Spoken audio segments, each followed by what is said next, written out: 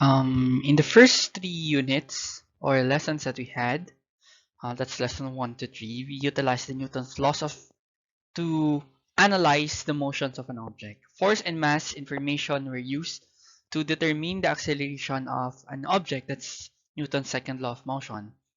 Acceleration information was subsequently used to determine information about the velocity or the displacement of an object after a given period of time. In this manner, Newton's law served as a useful model for analyzing motions and making predictions about the final state of an object's motion.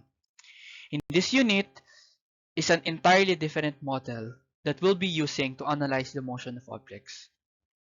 Motion will be approached from the perspective of work and energy. The effect that work has upon the energy of an object or system of objects will be investigated. The resulting velocity and or height of the object can be predicted from the energy information. And in order to understand this work-energy approach to analysis of motion, it's important to first have a solid understanding of the few basic terms. Thus, these few lessons, lesson 4, will focus on the definition and meanings of terms such as work, power, mechanical energy, potential energy, kinetic energy, and that's all.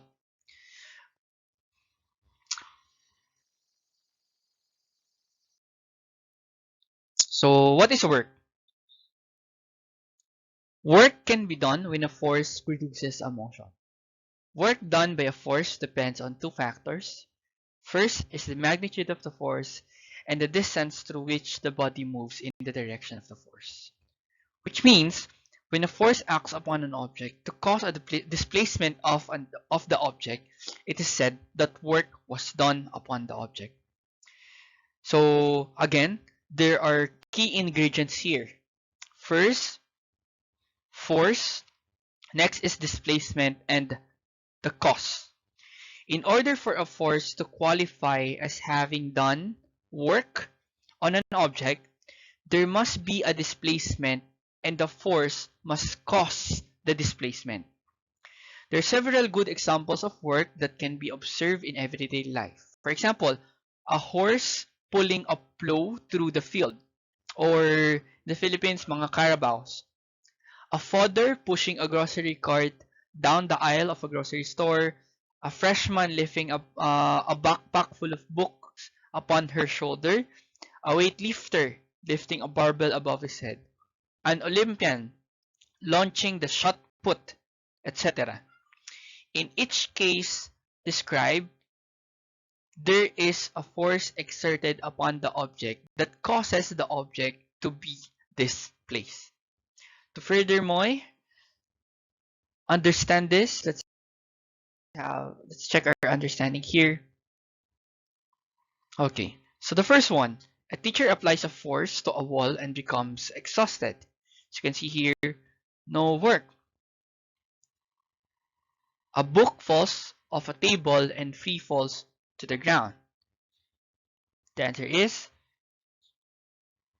you may chat your answer in the chat panel. I'm going to give you 5 seconds.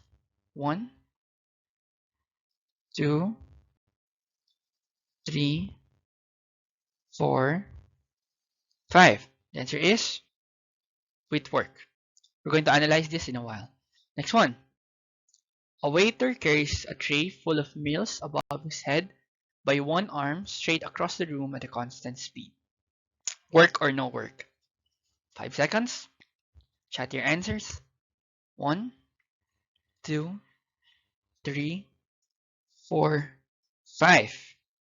The answer is still no work. Next, a rocket accelerates through space. 5 seconds to jot your answer. 1, 2, 3, 4, and 5. The answer is with work. So let's analyze the following. For the first scenario here, a teacher applies a force to a wall and becomes exhausted. The answer is no work. Why? Because there is no displacement. It doesn't matter if you're exhausted, if you're tired, if you have lost all the energy while pushing the wall. But if the wall doesn't move, no work is considered. So there must be displacement caused by the force. Next one, a book falls off a table and free falls to the ground. So you can see here with work. And the force that's acting upon here is the force of gravity that's downward. And as we can see here, the book falls, which means there's a displacement from the top of the table onto the ground. There's a displacement that is caused by the force of gravity with work. Next one, a waiter carries a tray full of meals above his head by one arm straight across the room at a constant speed. So this is kind of tricky, okay? Because there's a displacement, right? Since the tray full of meals is displaced from one part of the room to the other part, there's a displacement. However, the key here is what caused it. Okay? The waiter is moving horizontally. However, the waiter is also exerting a force vertically to the meal, to the tray, right? So hindi naman niya pagilid hinahawakan yung meal. Ginahawakan niya yung meal, supporting it vertically, which means the force doesn't cause the displacement. So no work is done. Next one is a rocket accelerates through space. That's the force, applied force caused by the blast. And the motion is upward since through space or papunta sa space. That's with work. So I hope you understand what it means if an object has work or no work. Okay, we're now going to be more technical with this. Mathematically, work can be expressed by the following equation.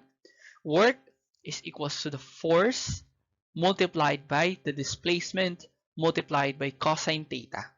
Whereas F is the force, D is the displacement, and the angle theta is defined as the angle between the force and the displacement vector. Perhaps the most difficult aspect of the above equation is the angle theta. The angle is not just any angle, but rather a very, very specific angle. The angle measure is defined as the angle between the force and the displacement. To gather an idea of its meaning, let's consider the following scenarios. Okay, so scenario A. As you can see here, the displacement and the force is at the same direction, which means between them there is 0 degrees. That is scenario A. Okay. Meanwhile, on scenario B, as we can see here, the displacement is towards the right, meanwhile the force is towards the left. So the angle between them, if you're going to put this here, let's try to write it down. If we're going to here, we'll transfer it here. The angle between the displacement and the force would be this one, and that's 180 degrees. Okay. Next is scenario C. Okay. There's a force that is acting upon upward of an object as it is displaced rightward. This is actually the scenario on the waiter. Since, for example, this is the waiter holding the tray. This is the tray. Yan. The tray experience a force which is actually upward, right? Meanwhile, its displacement is horizontal. So that is the case here. If we're going to move this to this one, the angle between the displacement and the force is equal to 90 degrees. So that's how you write it down. Okay, so for short,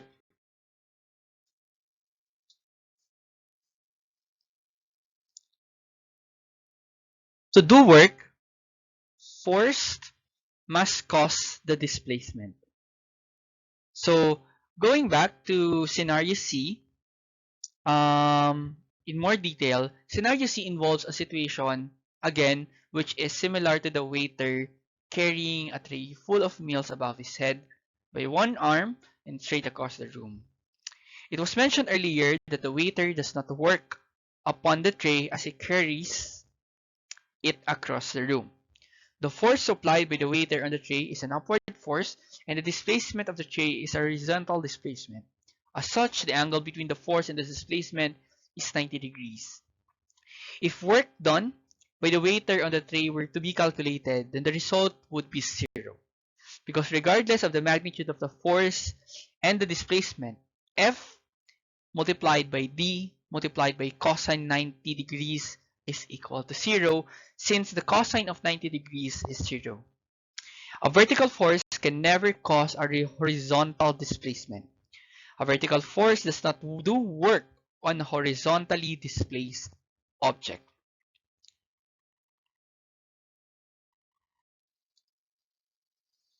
It can also be accurately noted that the waiter hand did push forward on the tray for a brief period of time to accelerate it, but from the rest to a final working speed. But once up to speed, the tray will stay in a straight line motion at a constant speed without any forward force.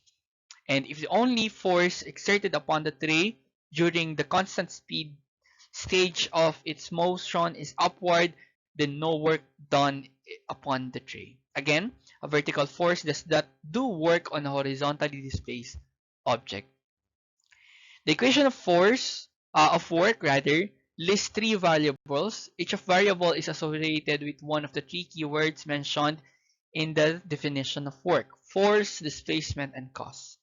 The angle theta in the equation is associated with the amount of force that causes a displacement. As mentioned, when a force is exerted on an object at an angle to the horizontal, only a part of the force contributes to a horizontal displacement. Okay, so what do we mean when we say theta? When determining the measure of the angle in the work equation, it is important to recognize that the angle has a precise definition.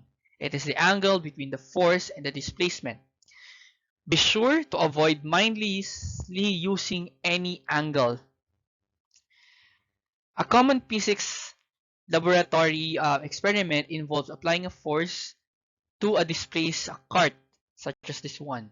So during face-to-face, we did this one, but since we are on online, we just have to imagine them. Okay. So as we can see here, the displacement. Sorry, let me erase that one. The displacement is towards this direction, and the force. Imagine, for example, a rope is pulling that one. So there will be an applied force, cost, and the displacement will be this one. And ito ang dapat nyong tingnan. Okay? Not the angle here, not the angle there. Hindi yan yung titingnan nyo. You're going to look at the angle of the displacement and the applied force. Okay, for example, we have here several. For the 30 degree, here, the displacement on the first scenario is this one, and then the applied force is this one. On the second scenario, same, this one, this one. On the third scenario, this one, and then this one. However, as you can see here, they have the same amount of work done. That is, let's wait for a while, 8.82 joules. Okay, why? Because the displacement and the force is at zero angle. They have the same displacement, and then the angle recuperate with the force needed to move the cart. So same all throughout.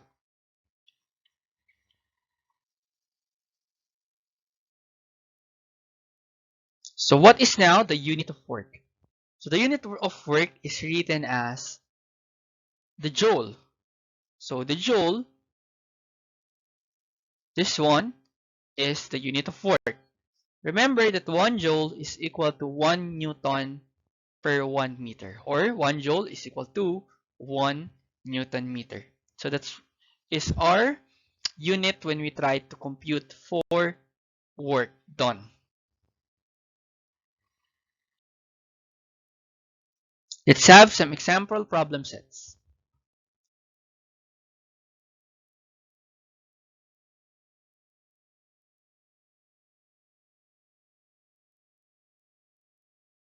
Okay, so we have here, apply the work equation to determine the amount of work done with the applied force in each of the situation. We have 100 Newton of force applied to move a 15 kilogram object, a horizontal displacement of 5 meters at a constant speed. Okay, so the formula for work is, let me write it down, force multiplied by displacement multiplied by cosine theta. And the force upon our scenario holds is the 100 Newton. And then the displacement is 5 meters. Okay? And the cosine degrees, which is the angle between the force, which is rightward, and displacement, which is also rightward, according to this one horizontal, is 0 degrees. So we write here as 0 degrees. So you multiply that, the answer is 500 joules. So 15 kilogram is just something to confuse us, but we won't be confused because we have our formula here. The force and displacements are given. The angle between the force is said or implied to be rightward. Since F and D are in the same direction, the angle between them is 0 degrees, as I stated a while ago. Let's move on to our next example. This time, 100 Newton of force is applied at an angle of 30 degrees to the horizontal to move a 15 kilogram object at a constant speed for a horizontal distance of 5 meters. So how do we attack this one? Same. So we still use the same formula. Force is equal to work is equal to force multiplied by displacement cosine theta. This time, as we can see here, the motion of the object is horizontal. So this one. So it's better to write it here. Yan. This is your displacement. And the force applied is said to be at an angle of 30 degrees, such as this one, which is the cosine theta, 30 degrees. So what will happen is the work will be reduced. So 100 Newton multiplied by 5m multiplied by cosine 30 degrees will give you 430 joules. The force and the displacement are given. The displacement is rightward while the force is 30 degrees above the horizontal. Thus, the angle between F and D is 30 degrees.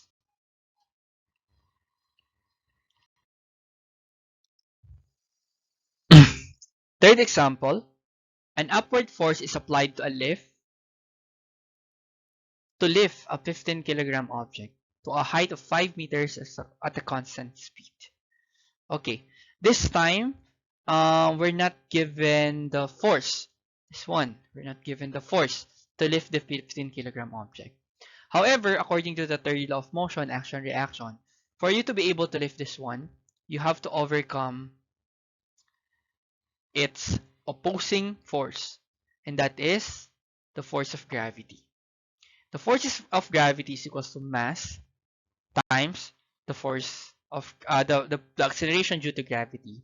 And if we're given the mass of 15 kilogram, that will give us 15 multiplied 9.8 meters per second, and that will give you, let's check it out, get your calculator, 15 times 9.8, 147.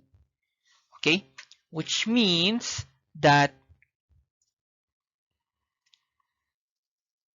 this is 147 Newton. And again, according to the third law of motion, if this is 147 Newton, the force here should also be 147 Newton due to the third law of motion, action, reaction. Okay, and that's what we've stated here. Let me erase this one. and transfer it here, 147 Newton. And as we can see here, our work here is still F multiplied by 5 meters. Sorry, that's displacement multiplied by cosine theta. And we have written here 147 because of the third law of motion, and that is the force of gravity opposing that 147. Multiply the following, you're going to have 735 joules. Okay, to reiterate, the displacement is given, and to find the applied force, we find the F grav. 15 kilogram multiplied by 9.8 meters per second squared is equal to 147 Newton. And since the object is lifted at a constant speed, and F and D are in the same direction, the angle will be 0 degrees, giving you the value of 735 joules. So that's how you do it.